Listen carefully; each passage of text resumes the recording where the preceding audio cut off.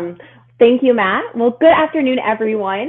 Welcome to today's exclusive webinar, the top 5 strategies for becoming a consistent 7-figure net earner in commercial real estate. My name is Elizabeth Pratt, and alongside Brooke Behringer, we'll be acting as moderator for this session.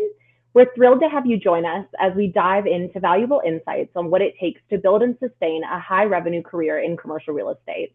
Whether you're an industry veteran or someone that's just exploring opportunities in the space, today's discussion will offer actionable strategies that can transform your career. I'm honored to introduce our distinguished panelist, Jay Crotty, co-founder and chief executive officer at SkyView Advisors. He's a visionary leader who has built a platform designed to empower top earning professionals in commercial real estate. And Scott Shutlin, senior managing director at SkyView Advisors, who has firsthand experience leveraging the SkyView platform to scale a successful business and build a thriving career in commercial real estate. Over the next hour, we'll cover 5 key strategies that have helped top producers achieve and sustain 7-figure net earnings. We'll explore the mindset, prospecting habits, time management techniques, and cutting-edge technology that set high achievers apart. We'll also discuss why aligning with the right platform, one that prioritizes innovation, support, and long-term success, is crucial in today's market. We encourage you to engage with us throughout the session. Feel free, you can drop your questions directly in the chat, and we will address those during the Q&A session at the end. And without further ado, I'll go ahead and kick it off. Scott, why don't you begin by sharing a bit about your journey and what led you into the incredible field of commercial real estate? Sure. Thanks, Elizabeth. So, yeah, I'm going now on going on my 5th year with SkyView Advisors, and I didn't come to SkyView with commercial real estate experience, really. Most of my early career was spent in financial services. So I was a financial advisor for some large firms like Citi Private Bank and UBS, and had my own firm for a period of time. But I kind of transitioned from doing financial services to doing mergers and acquisition, working in investment banking, which is, there's a lot of similarities, I think, to commercial real estate. Rather than selling the real estate, you're selling a company. I was working in the middle markets, and I enjoyed the work. I liked the challenge of it. Variety is something different every day, but I was at the time just traveling a tremendous amount. I was a road warrior.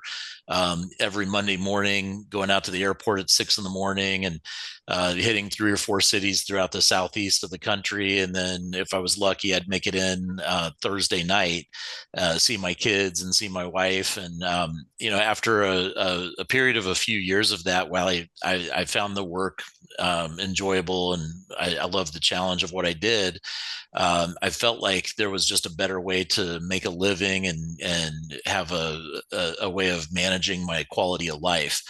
And so I found SkyView Advisors. I did look at a lot of other commercial real estate firms.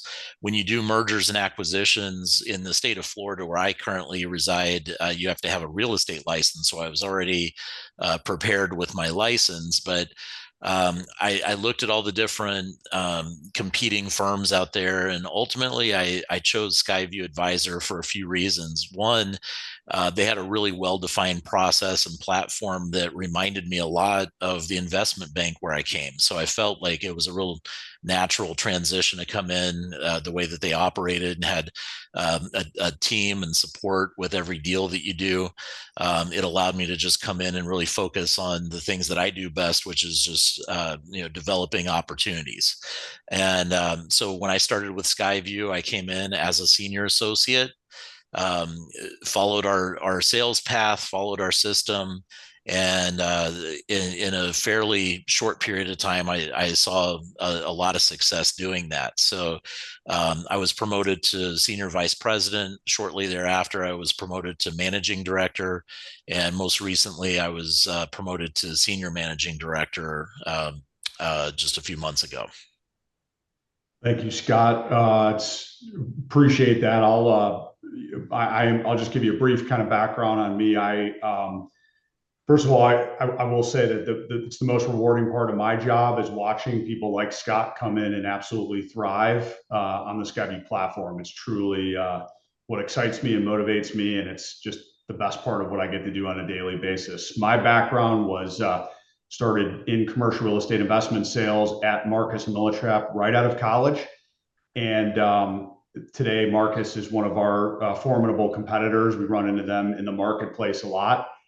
And worked extremely hard, had a fairly high degree level of success financially at my mid to late 20s, and really was burned out. I was working 6 to 7 days a week, typically 7. There was just not enough time in the day to do everything. I had to then go out and hire my own staff, and really self-taught. I had some, different partners at the time, and just started to ask myself, wow, there has to be a different way. There has to be a better way. And that was a long time ago. And that kind of began the journey of thinking about, started to look in the marketplace. What are the other options? What else is out there? Ultimately was not able to find anything. And that was the impetus for starting SkyView Advisors. I said, I can complain about it or I can do something about it. So as an entrepreneur, the solution was, let's go build it. Let's go create it. So that's kind of, my little bit about my background, and I'll turn it over to you, Elizabeth. Absolutely. Well, thank you so much for sharing that information, both Scott and Jay. I think that is incredibly important to hear your story and what commercial real estate has impacted your life. So with that, we'll move into topic 1, which is intangible skills. Great. Thank you, Elizabeth. So again, the goal of today is we really want to provide some tangible value, some real significant takeaways for all of you who are participating with us in this webinar. And the first one, as Elizabeth said, is intangible skills. So I would say that intangible skills are important in any career, whether you're a surgeon, whether you're a teacher, whether you are a head coach, right? Whether you are working in a nonprofit. There are certain intangible skills that you must have to be successful for the purposes of commercial real estate investment sales, and being a consistent 7-figure a year net earner. I'm going to lay out a few of those intangible skills. First would be competitive. You must have a competitive mindset. You must like to compete, want to compete, enjoy competing, and thrive in a competitive environment. The next one would be self-confident. You have to be, we say all the time at SkyView, you have to be willing to bet on yourself, and you have to be the person that wants the ball. Like that, think of Michael Jordan. At the end of the game, he wanted the ball and he was willing to take the shot. He didn't always make it. He made a lot of them. We remember the ones he made, but you must want the ball, and you have to be self-confident in this business. Self-motivated is another one. We refer to it in SkyView, inside of SkyView University, as intrinsic motivation. You have to want it. You cannot have somebody that's coming up to you saying, Scott, I need you to do this today. I need you to do that. Scott is the first one out of bed into the office before I am. He is intensely self-motivated. And the greatest achievers in life are that. The other one would be sense of urgency. We say all the time at SkyView, time kills deals. You have to work with an enormous sense of urgency every single day. The difference between closing a $20 million transaction at a several $100,000 revenue event can be an hour. Can be the difference between getting that deal non-refundable prior to some terrible economic data that gets reported, or some black swan event. So you have to work with a tremendous sense of urgency. The other one would say is it's a burning desire to succeed. You have to just be willing to run through brick walls and have this burning desire, a need to be successful. And no matter what you face, what obstacle, you will push through. And that's a perfect segue into the next one, which is resilient. They're really closely related. You will face rejection. You will face disappointment. You'll lose when competing. Would love to say that we win all the time. We don't. We win a lot, but you have to be resilient. You have to be, when you get punched, you have to get back up and get back in the fight. The other one would be accountable. You have to be accountable to yourself, to your teammates, your colleagues, and to your clients. So those would be a few just kind of examples of intangible skill sets that really are essential for you to be successful in commercial real estate investment sales. Yeah, Jay, and I'll piggyback on that. I know, whenever I join SkyView, I feel like a lot of those traits were just intrinsic, and I think you've got to have some of that, but also, coming in, being competitive and self-confident, like the first couple of bullet points that you went through. For me, it was great to be able to plug into a system that was already successful. I didn't have to come in, reinvent the wheel. So that actually gave me a lot of confidence to just plug into the system, something where I had already seen the path had been laid. We had already seen success. And I knew I could go out and compete. And then really, once I started working with clients, the one thing I really brought to the table was coming in and just being passionate about advising and helping clients. And when that's your focus, all of those traits that you mentioned, all those intangible skills are really necessary to properly serve your clients. And if you keep that first and foremost, at the front of your mind, you're going to be competitive because you feel like you're doing a disservice to a client if they're not working with you. You're very confident because you know what you're going to deliver and value. That builds your self-confidence. It makes you motivated, makes you want to get out of bed every day and serve your clients. The sense of urgency to get things done and to get more accomplished, to help even more clients. And that burning desire just kind of builds as you see, one success after another. I feel like you get even more motivated. So, all those different traits, I believe, while you may bring them to the table, plugging into a good system, having a way to, really encapsulate all that. And again, your focus on clients, I think, should be number one. And it helps you to really develop all of those skills. Absolutely. Thank you so much, Scott and Jay, for sharing that information. And now we'll move into topic 2, which is being unrelenting on prospecting. Thank you, Elizabeth. So what do we mean when we say be unrelenting on prospecting? We talk about this all the time at SkyView, and it's really about controlling what you can control. So when you start in this business, whether you're like Scott, where you did not come from the industry, we have many people at SkyView that did not come from the industry, or you did come from the industry and you have relationships, have clients that are loyal to you. The one thing we talk about all the time is you have to control what you can control. And we're in a business where there's a lot of things out of your control: interest rates, the broader health of the economy, sentiment, buyer seller sentiment, or cap rates. I mean, all of these things are out of your control. Maybe you're selling a property and during due diligence, there's a massive environmental issue that comes up. So lots of things out of your control. But what is the one thing, especially in the beginning and forever in this business, what is the one thing you can always control? And that is relentlessly building your pipeline, or being unrelenting on prospecting.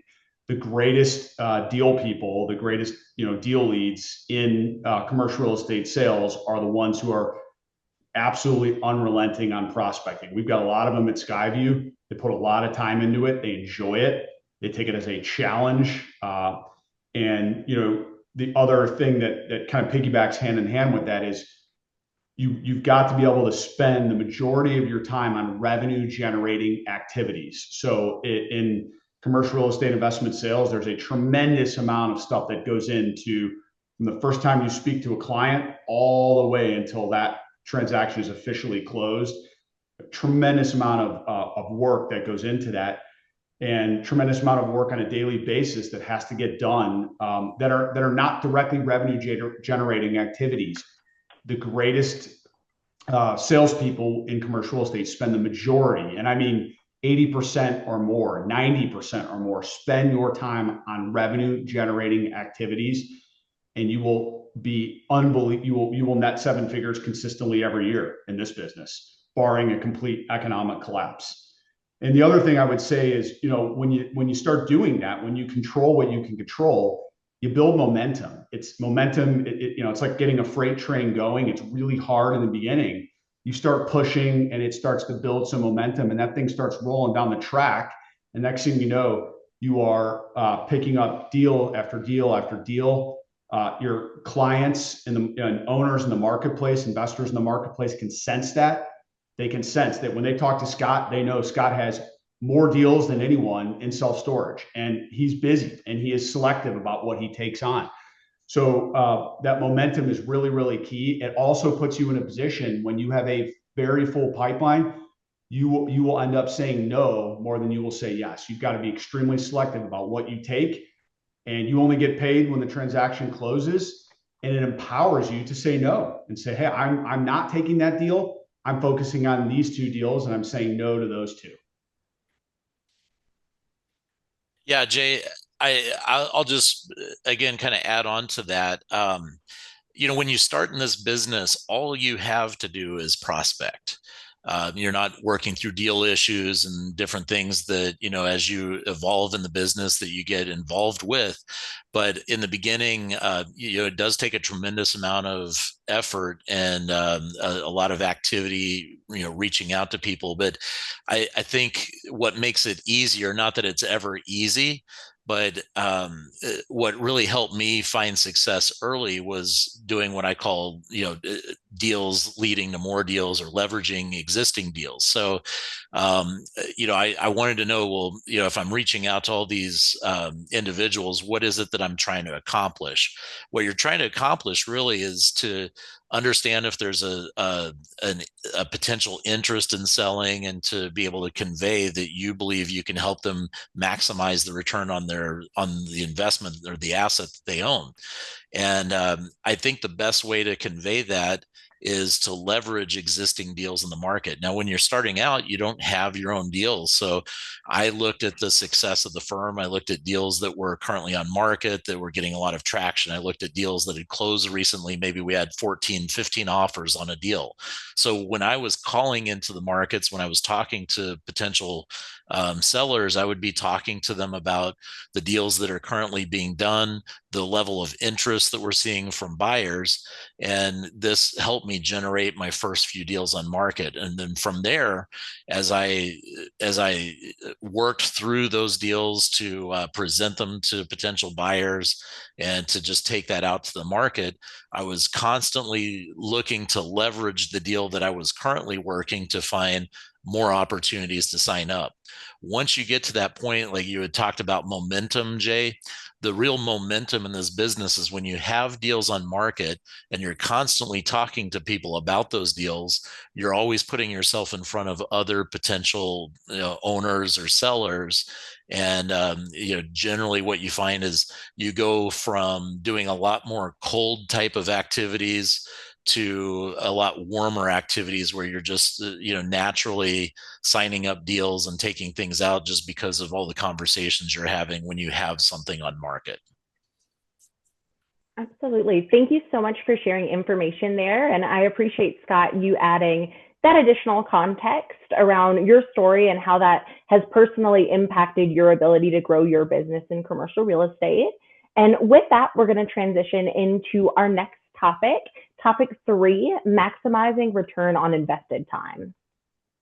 Thank you, Elizabeth. I think the first thing I would say, just to put this, we're going to share a tool with you here, but the first thing I would say, just to put this in context, is it's one of the greatest, in my opinion, one of the greatest things about this business is that nobody can tell you what you can or cannot make. The market is incredibly pure. It will penalize you if you're not good. It will reward you enormously if you are good. if you are talented and effective in what you do. And it's an incredible, we talk about it all the time at SkyView. We are in a return on invested time business, right? Our clients are actually in businesses that are return on invested capital businesses. We have a chance to generate an outsized return on invested time. So one of the tools that we do here, very simple, and I'm not going to walk through every single detail here on this slide, but I think it starts with an exercise we do when everyone comes into SkyView. One of my mentors very early in my career did this with me, and it was transformative. And that is, what is your hourly rate, right? If you're a lawyer, you have a billable hourly rate. You know what you charge clients. In our business, we know that. We have to know it. Everyone that's great and effective knows their hourly rate. Ultimately, it's real simple. You start with, how much do you want to make a year, right? So in this example up here, we're talking about netting $1.25 million in a calendar year, and decide next is, how many hours per week do you want to work? You want to work 40? You want to work 50? You want to be like me? When I was young and burned out, I had to work 7 days a week, and I was probably averaging 85 to 100 hours a week. I'd rather make 1.25 million working 45 to 50 hours a week than 80 to 100 hours a week.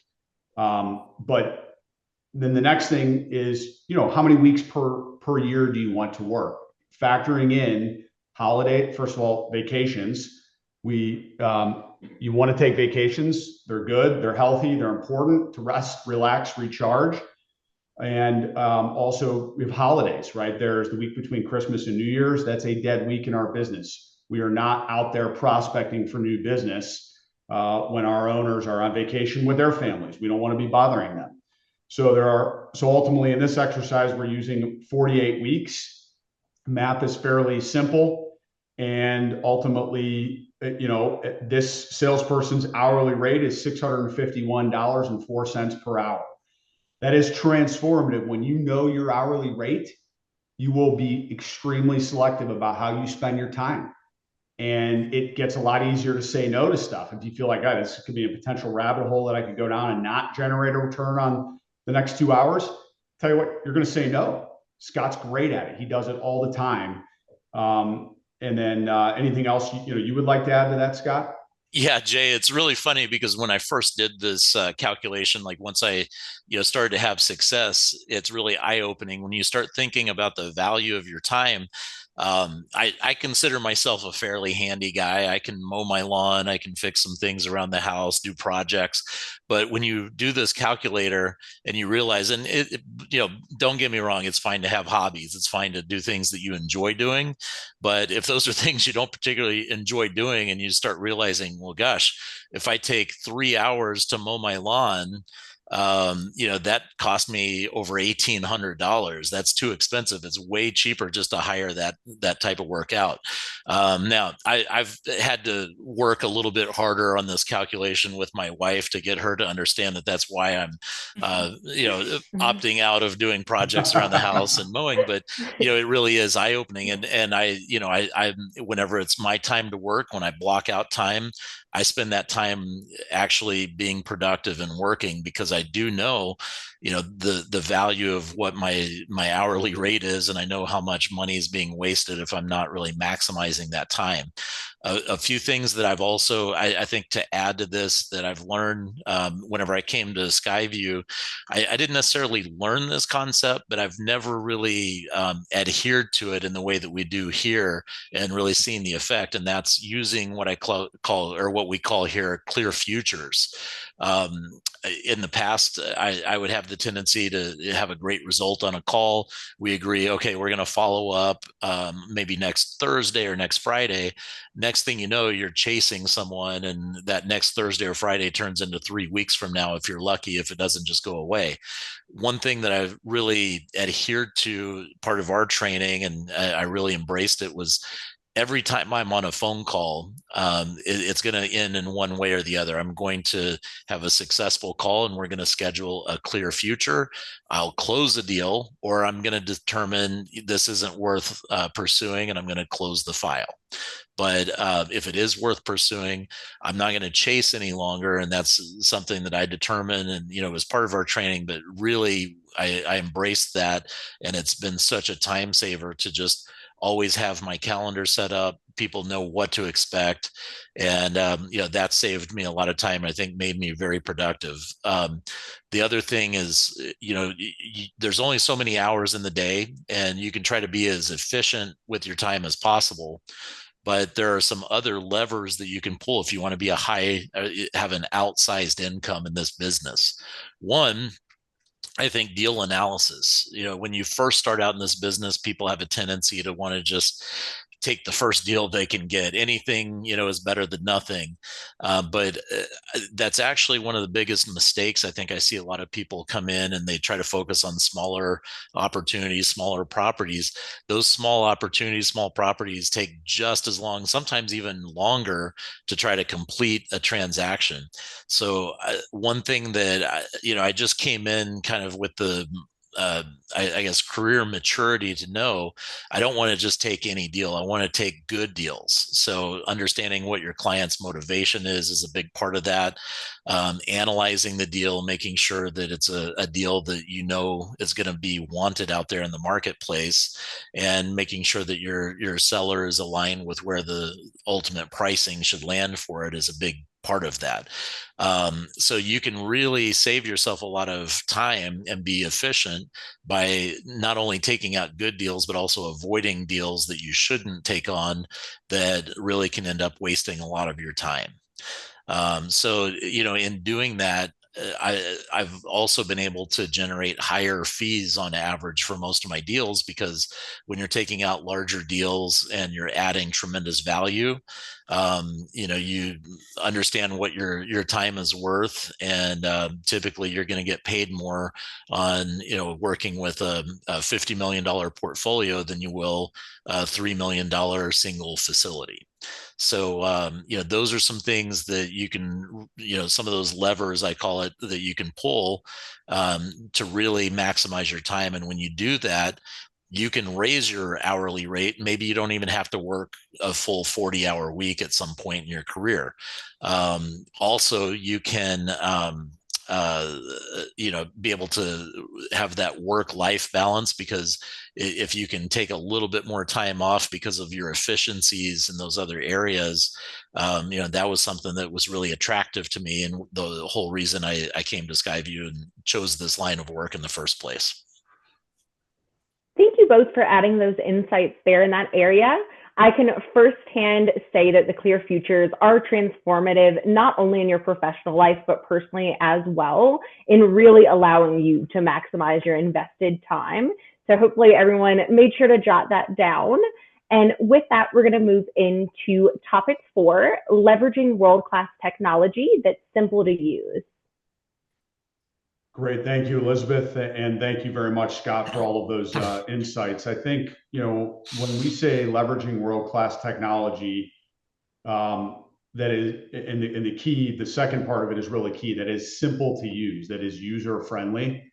We're in this really, really unique moment in time in history right now where the world is changing so rapidly with the technology infrastructure. We hear specifically AI, right? Artificial intelligence.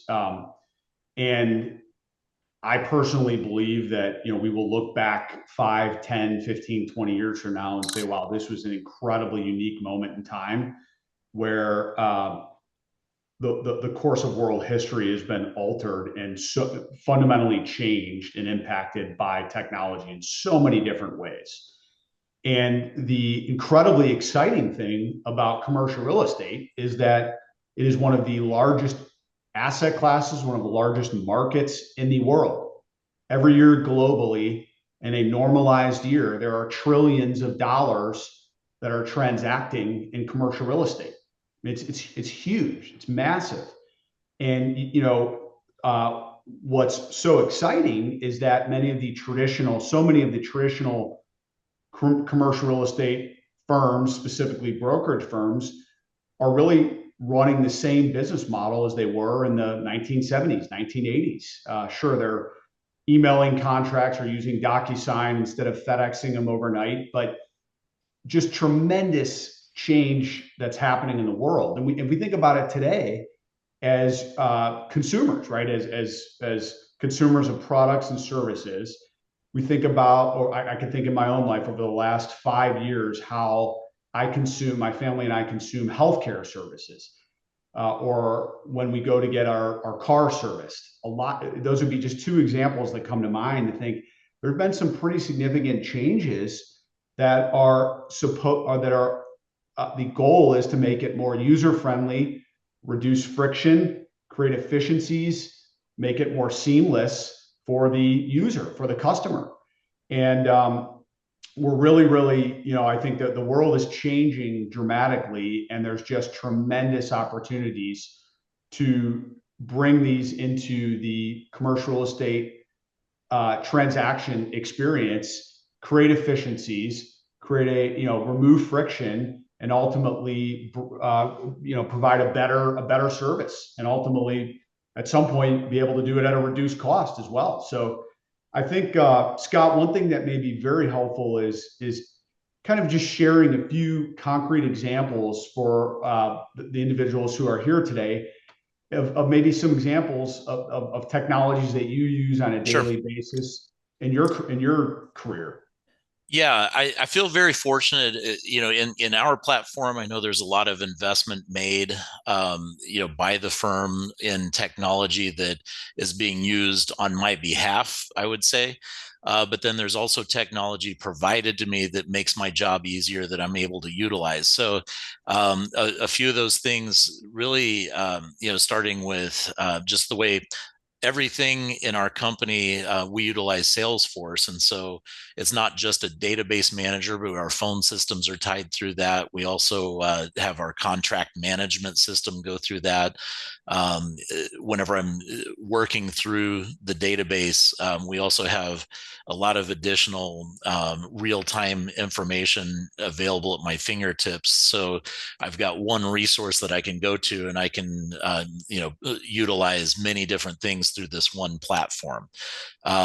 So, one of the things whenever I'm talking to a prospect, maybe, if I'm following up with, dozens and dozens of people, they're in different markets, and it's very difficult to just keep all the data and the stats and everything, in your memory to be able to go through and, spout those things out. But whenever I'm calling through, we have tremendous information on markets.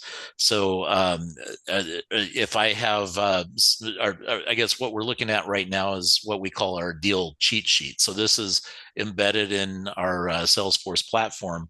So if I have a deal on market, and maybe I have 4 or 5 deals on market, but somebody calls me about this one in particular, I can pull this up, and I've got my deal highlights readily available right there on the spot. Some key information like when my property was built, all the different key elements about the property, the net rentable square feet, maybe the NOI, anything that's pertinent to this deal. We have this built-in deal cheat sheet. This is something that I used to really, before we even implemented this, when I began with SkyView, I was doing a lot of this just manually filling out a Word document or a spreadsheet. And then I'd end up finding that I had several of these documents around. Whenever someone called, I didn't always have it right there at my fingertips ready to go. Also, we've got automations in Salesforce. So as I'm working through the sales process, when we get to a point where I'm going to send out a rep agreement, I can generate my rep agreement. Everything goes out automated for me. We've also got accessible market data. So I was starting to allude to this earlier. If I'm calling through several different MSAs, if I happen to call somebody that's in the Philadelphia MSA, I can quickly go to our technology here and pull up that particular market. And I've got all this actionable data. So I know that there are 546 storage facilities in this MSA. There's over 37 million net rentable square feet available there. If I look down, I can see that in our system, I've got 124 owners that are in that market that are available for me to call on. I can, quickly glean a lot of this actionable information. So whenever I'm speaking to someone, an owner that happens to be in that market, I can quickly use our tools to talk to them about things that are pertinent to their market, understanding just like average sale price, sale per square foot. So I can see $139 a square foot as an average price for that market. Some of those types of data points are very helpful when you're reaching out, particularly to a new prospect. Rather than trying to memorize all this information or make it up or have different sheets of paper with little notes jotted on them, this makes it way more efficient, better use of our time. Scott, just a quick housekeeping item for our attendees. If you see obviously the big blue area there, that's blocked out for confidentiality purposes. We handle a lot of transactions where we're bound by confidentiality clauses in purchase and sale agreements. So just if the attendees are wondering why is there a big blue screen, blacked out there, that's why we've done that. So continue, Scott. Didn't mean to interrupt. Yeah. So this is a familiar looking screen, but of course I don't have the big block of blue. I can see the names and phone numbers and emails, but it's a nice looking blue color though. I like it. Yeah, it is. SkyView blue. But this is one of the things, one of the resources that I love the most is when I take a deal out. Anytime somebody has contact with that deal, in other words, if they open up an email or if they find it on the website or one of the third-party marketing sites that we have it out there on, one of the first steps for someone to get the detailed information about the properties, they need to sign an NDA. That generates this list. So as soon as that NDA is electronically signed and they access the OM, I get a compiled data sheet which updates real time. So I can always see who's interacting with a property that I have on market. I've got all their information, so I'll be able to reach out to them immediately. I like to be really proactive with this list because as people are initially looking at a property, I know buyers have a lot of choices out there, a lot of deals that they're looking at. So I like to try to reach out to them instantly as soon as I know they've downloaded my OM and have a quick conversation about it, and then maybe set a clear future so that we can really dig in after they've had a chance to thoroughly vet the information that we've provided. So having this list done automatically for me really keeps me in the know of who's looking at my deals at any time. Also, at the completion of a deal, we always want to provide the registration list to our clients. So that's all done automated for me, and we don't let groups slip through the cracks that could potentially cost you money down the road if you make a mistake and just doing this type of work manually. Excuse me. Perfect. Thank you so much for sharing that information. Jay, I think it is very important to share that spotlight on the lack of innovation and then to follow that up with some technology pieces that you're able to utilize to really mitigate that issue. And moving from that, we're into our last topic, which is partnering with the best platform. Great. Thank you, Elizabeth and Scott. So when we say, partnering with the best platform, what do we mean? What we mean is there's a slide that's right here on the screen. That's a great example of what we mean. So the best, as we define it at SkyView, the best platform would be highly effective at every one of these areas. So when you think about a commercial real estate platform, operating platform, that it has to be effective in every one of these areas. If it's not, you should start your own company. And that's coming from someone who did, right? And as an entrepreneur. So it's a tremendous amount of work, takes a tremendous amount of time, tremendous amount of cost to do this and to do it well. And it's not just doing every one of these, it's doing them incredibly well, having metrics and data to measure every one of these things.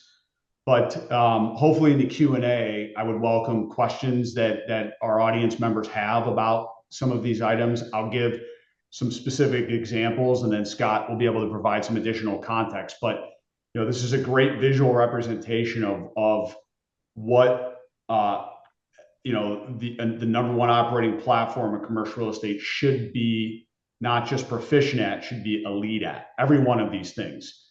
So let me give a couple of examples here. And when we say AI, right, it's probably the buzziest word in the world today. I mean, every day, AI. What does that mean? Let me just give you a few examples. So, as we know, when you call into Amazon, you have a customer service issue. You're not speaking to a human initially, right? You're speaking to AI. It's trained. It can answer questions, overcome objections, help you. And then ultimately, it can take it so far, and then you get routed to a human. At SkyView, we track number of hours on the phone. Everything is centralized through Salesforce. We spend a tremendous amount of humans' time within SkyView on the telephone. There are enormous rooms for creating efficiency and, frankly, creating a better customer experience by leveraging AI voice, all sorts of untold different areas. And that's out there. That's there. That's available today. It's out there. It's happening. We interact with it in our daily lives. And there's, that would be an example of something that's in beta test at SkyView.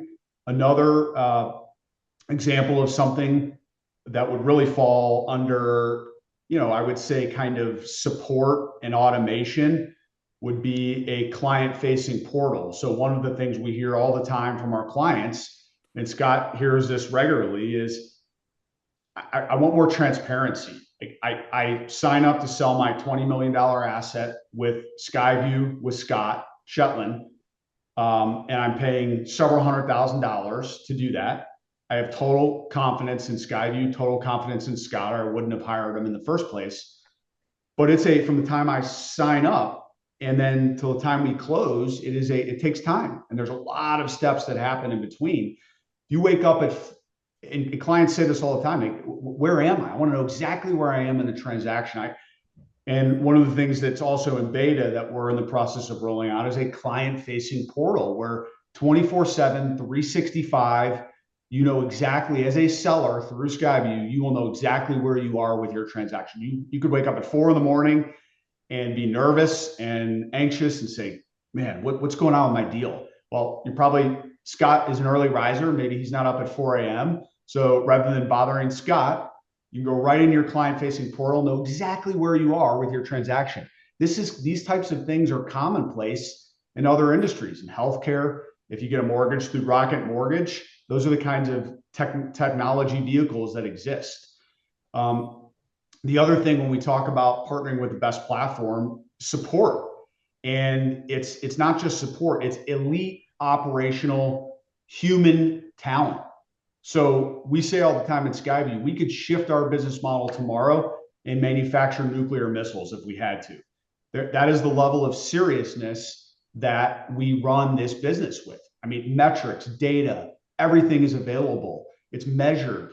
It's out there. It's available to our sales team, to our operations team. And that's what we mean with elite support, elite operational talent. The other thing I would say would be, another example would be, and this would fall under talent development, would be training, training, but not just training. It's training that is focused on revenue generating skills. So at SkyView, we have our 20 essential skill sets. That's the foundation upon which we develop talent. And when we say essential skill sets, every one of those are revenue generating skill sets. And that's ultimately how someone like Scott is able to be in the position that he is. And that's how you put yourself in the position to be consistently netting 7 figures every year selling commercial real estate. Right. Yeah, Jay, I definitely have to say the support that we have here was a big key in what led to my decision to join this firm. I'd mentioned being in investment banking. We had a team approach with every transaction, every engagement we brought in, and I saw a lot of similarities in the way that SkyView was set up to support me in that role. When you do a real estate transaction, there are many different aspects to it. Everything from the initial conversations, the valuations of the property. Once you sign up a deal, there's a lot of work involved with guiding that transaction through due diligence and finally closing. And while I understand all the different aspects and I can perform on all of those, some of them are less integral, I guess, to me making an outsized income. If I could spend all my time focused on the highest income generating activities, that is really ideal. And that's really what we have the support that allows me to do. And I think a lot of that, it's kind of unique. I've worked for a lot of different size companies, large and small. And I think the support you get when you have the founder of the company leading the company, someone who's also carried the bag, so to speak, someone who's been in my shoes that knows what the pain points are. It's a great situation to be in because with Jay and his partner Ryan, who have both been in my shoes, they understand what could we do to be more efficient, to spend more of our time focused on the highest best use, which is revenue generating activities. And so again, with the talent that we've built, I thought the program, I thought the systems we had in place were fantastic when I started, and they've only improved over the 5 years since I've been here. And the things that I enjoy about this business, the things that make me the most money, is really where I get to spend the lion's share of my time and what I get to focus on. And I've got great teammates that, while at first I may have had a hard time delegating and kind of relinquishing some of those activities just because I wanted to be sure, this is my deal. I want to make sure that this gets through and that it gets closed. But what I've found is that my teammates that I'm surrounded by are so much better at so many of those activities. I'm doing myself a disservice not to hand it over and let them do it, because they, it's their area that they focus on. They do it every day, not just for me, but for my other team members. And so they get really good, really efficient. And I find that it actually supports me better just to step back and let the team do what they do. And it allows me to focus on the things I like in the business.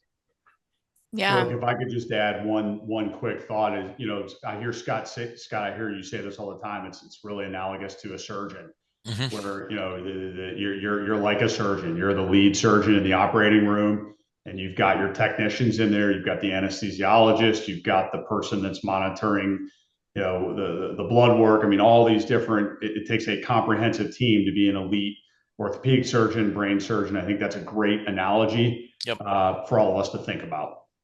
Correct. Yeah. Sorry, Brooke. I didn't mean to interrupt there, but No, I just stole that from Scott.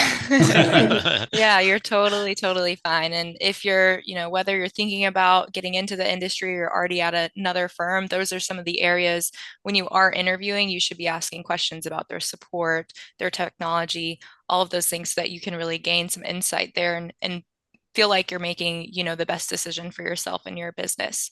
Appreciate Jay and Scott, just all the insights that you've shared today. This does conclude our presentation. So now we're going to go ahead and open it up to the audience for questions. If you have any questions, please go ahead and submit those in the chat. They will remain confidential. So if you do drop a question, none of the other attendees are going to see those. We do have some questions coming in. So for the first one, this question says, would I be at a disadvantage being 4 hours behind Eastern time zone? I'm currently located in California. When it comes to support, would they be at a disadvantage? I'll take that. No, you would not be at a disadvantage. In fact, you may even have certain advantages. One of the things, currently we have team members that are on the West Coast, they're in Pacific time zone. Prior to the firm having all the technology and all the technology that's available today to do virtual meetings and virtual calls, similar to the format that we're on this webinar today, it could have been a disadvantage. But what we found is the way that we support our team and the way we go about doing business. I can do transactions anywhere across the country. And I'll tell you, I like to work hard, but I don't like to work until 8 or 9 o'clock every night. And, there's an opportunity for someone on the West Coast to kind of pick up the slack and to, be prospecting and calling clients that are out on the West Coast or even in Hawaii. They probably have more of an advantage to do that in their own time zone than I do, whether I get up super early or decide to work super late. We do have other people that really do like to embrace getting up really early and start on the East Coast. And maybe they can, kick off for the day a little bit early, maybe in the early afternoon if you've got things planned. So, no, I don't see it as a disadvantage at all. There are opportunities all over the country. We're not limited to the geography that we live in, but I find like one of our team members that's out in the Pacific Northwest happens to find a lot of deals in his backyard. I think it's great because it opens up areas that are familiar to you, and you can certainly work those, but you're not limited to working those. You could also work with things on the East Coast or the central US. We haven't really expanded the operation internationally at this point, but there will be opportunities for that down the road, no doubt. Yeah, certainly a perk of being at a nationwide firm. Brooke, could I just add one really just a quick additional thought? It's a Absolutely. great question, and Scott answered it very comprehensively. I would just say from the perspective of the leadership team, co-founder and CEO, that is something we look at. It absolutely is not a disadvantage. We are set up to sell real estate nationwide. We're underway in an international expansion as we speak. It's not even been really rolled out or announced yet. That's work we have going on behind the scenes, and we monitor and look at, because we are a technology company first, we're built with modern technology. Everything we do is built around that. We have operational team support members in multiple different time zones. It's something we look at, we monitor. We have, relationships with different vendors that are actually overseas. So there are instances where we'll have stuff that's being completed overnight and ready for the next morning because they're literally, 12 hours time difference. So there's all sorts of opportunities to lean in, being a technology, to lean into that and create efficiencies. And that's why we love the fact at SkyView that we're not geographically constrained. So I'll turn it over to you. I do want to also address one thing at the end of Tom's question. There is, has the storage space already been canvassed many times? And the answer to that is, there's not enough people in the industry that focus on self-storage to really cover the amount of possible transactions you can take out in any given year. Maybe only 5 to 8% of the existing inventory rolls over in a transaction. So every year there's going to be new buyers that determine it's time for me to retire, or it's time to sell this asset. There's always different events that come up, and there's a lot of new money coming into that particular space, and that's not the only asset class we cover. But even with self-storage being our more mature asset that we've been covering for some time, we do have competitors out there that focus in the space. I would rather all of my team members get every self-storage deal that we can get, but frankly, there's enough to go around. Yeah, absolutely. The next question, is there a certain asset that you focus on? I'm not sure if that's specific to Scott or just specific to SkyView in general, if you were to get started here. Scott, if I could just run with that, because I want to make Yep. sure we get through the, I know Yep. there's a lot of questions. So currently SkyView, we started as a self-storage focused firm. We sell manufactured housing, mobile, otherwise known as mobile home parks, and we sell healthcare real estate, specifically medical office buildings and surgery centers. We are aggressively expanding. We have taken very much what I would call as the Amazon approach, which is we used self-storage to get really, really, really good at building our model, much like Amazon did with books. And and then there's really no limit. One of the most exciting things I can say is that every day, every month, every year we are in business, the opportunity gets better. There is more opportunity to innovate and more opportunity to expand. So we have multiple plans underway to be expanding into other asset classes beyond what we're currently in. We've already, frankly, closed transactions in other asset classes, and we will also be launching some other lines of business, service lines as well. So lots of opportunity, lots of things to be excited about. I would say there may be an asset class or two that we also would never go into or just not have an interest in going into it. So I'll turn it back over to you on that, Brooke. Yeah, I think we have time for one more question. What are some of the key factors that you feel make somebody successful in this role? Scott, do you like to run with that? Gosh, I mean, a lot of that is if you go back to the beginning of this this presentation, Jay laid out all the intangible skills, the burning desire, the sense of urgency, self-confidence, all of those things really come into play. But, deep down, I think everybody really has that in them. I mean, there are certain types that maybe, sales or being in commercial real estate is just not a good personality fit for them. But if you're reasonably, capable of having conversations with people and learning and being able to be persuasive, I really think just making the decision to jump in, totally sell into the program, or buy into the program, I should say, and give it your all. I think that the burning desire, the sense of urgency, all those things really come about as you see that others before you have succeeded, and if you just follow the same path, put a lot of effort into it, a lot of the motivation, all those things kind of come to you naturally just by following a successful path. I think really, if you're a reasonably good communicator, you really want to serve your clients, and your core values fit in with this firm. I think anyone can come in and plug into our system and succeed. Yeah. If I could just add real quickly, Brooke, I great insights, Scott. I think that we covered those intangibles, all of which are very important. I would say if you feel like you have those intangibles, and probably the most important thing would be totally buying in to the process and being coachable.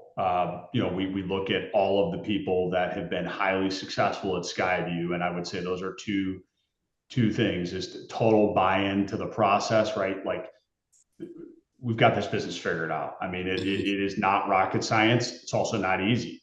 And buy into the process, the systems, the training, and be coachable. Be coachable. Be willing to get feedback. It's not always fun. Sometimes it's you have to have. That's why we say you have to be self-confident, because to get feedback, you have to be willing to hear some things that are uncomfortable. You have to push yourself outside your comfort zone and just be coachable, and you absolutely will be successful. And you'll be successful beyond any of your wildest dreams in terms of earnings and what that financial freedom can mean for you, your family, the next generation of your family. And that would be it. And, in my mind. Yeah, absolutely. Well, that does wrap us up here at 12:59, depending on the time zone that you're in. That may be a little bit different for you, but we certainly appreciate everybody's participation today, and definitely appreciate everybody's involvement in the Q&A and just your time in general. If what we discussed today resonates with you, or if you asked a question that we weren't able to get answered for you, the next step is super simple. At the end of the webinar, we're actually going to redirect you to our careers page, where you'll be able to fill out a form, and a team member will reach out to you and we'll be able to get some of those questions answered for you. So we appreciate everybody's time, and we look forward to continuing the conversation. Thank you. Thank you. Thanks, everyone.